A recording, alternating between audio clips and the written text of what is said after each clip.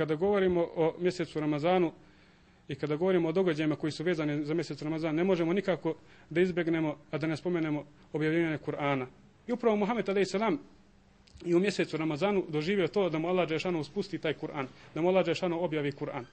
To je vezano, to je taj, što se tiče mjeseca Ramazana, to je ono što moramo spomenuti i što je jako važno. Dakle, to je glavni događaj vezan za Ramazan, jeste da Allah dželešanu u tom mjesecu objavio časni Kur'an i Kerim.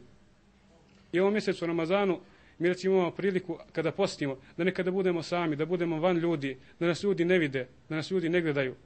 I onda u tom trenutku, ako nisi postio u ime Boga, ako nisi dakle ostvario taj kontakt sa Bogom, da postiš samo u ime njega, ako nisi dostigao taj stepen ihsana, kao što sam rekao u hadisu Božeg poslanika, da voliš Allaha dželešanu i da ga obožavaš, isto kao da ga vidiš.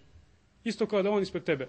Jer ako ti njega ne vidiš, on tebe sigurno vidi. I onda u tom trenutku kada ti dođe ta pomisao da možeš da se iftariš, da možeš nešto da pojedeš, a niko te ne vidi od ljudi, sjeti se ti vidi Bog.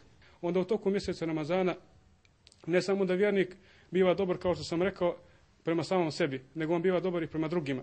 Pa tako u mjesecu Ramazanu ćemo recimo naći da čovjek više udjeljuje, da čovjek više pomaže drugima. I onda kada čovjek recimo u mjesecu Ramazanu osjeti glad, onda on biva svjestan da ima i neko drugi koji je gladan. Pa onda nakon mjeseca Ramazana i u toku mjeseca Ramazana čini sve da njemu pomogne. Nagrada za post jeste posebna kod Allaha dželešanu, kod uzvišenog gospodara. Dakle, za sve propise koje je Bog propisao, on je odredio nagradu. Rekao je uglavnom na ovome svijetu koja je to nagrada. Ali za post kaže esaumun li wa enerzi bi. Post je moj, kaže uzvišeni gospodar. Post je moj i ja za njega posebno nagrađujem.